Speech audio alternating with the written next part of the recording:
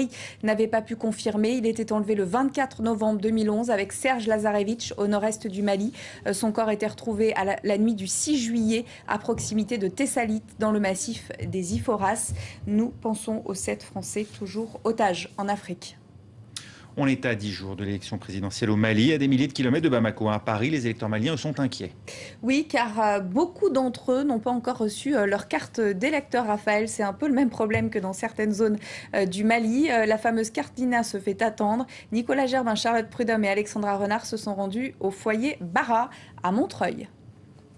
Je suis en train d'afficher le portrait de notre futur président, qui est Soumaïla Cissé. La campagne électorale malienne bat son plein, même à des milliers de kilomètres de Bamako, comme ici au foyer Bara de Montreuil, en banlieue parisienne. Nanaïssa Mahaman distribue des tracts de son candidat, Draman Dembélé. C'est un jeune qui sera vraiment à l'écoute des Maliens et qui sera vraiment la réponse à toutes nos questions. J'utilise le temps que j'ai pour passer de foyer en foyer et faire comprendre les gens le programme qu'il a pour nous et le bien qu'il pourra faire pour notre pays. Voilà.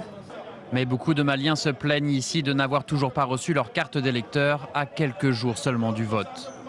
Au consulat, on n'a pas trouvé notre carte. Les gens qui ont voté, les gens qui ont recensé à Iribara ici, il n'y a aucune personne qui ont trouvé leur carte. Ils sont en train de trahir les gens et puis c'est tout. Il y a des milliers de Maliens qui sont recensés ici. Même entière, il n'a pas vu la carte. Même au Mali aussi. Il n'y a pas beaucoup qui a vu la carte. Il y a des problèmes pour cette carte. Quant à moi, il faut annuler cette élection, de préparer une autre élection. Le foyer malien de la rue Bara a été ouvert en 1968. Aujourd'hui, la mairie estime qu'en tout 6000 Maliens vivent à Montreuil. Moro Makalou habite dans le foyer depuis plus de 30 ans. Il a vécu de nombreuses campagnes présidentielles maliennes ici. Cette campagne est différente des autres parce que non seulement c'est après une guerre, une occupation, une guerre, et aussi la date aussi était courte par rapport aux autres élections.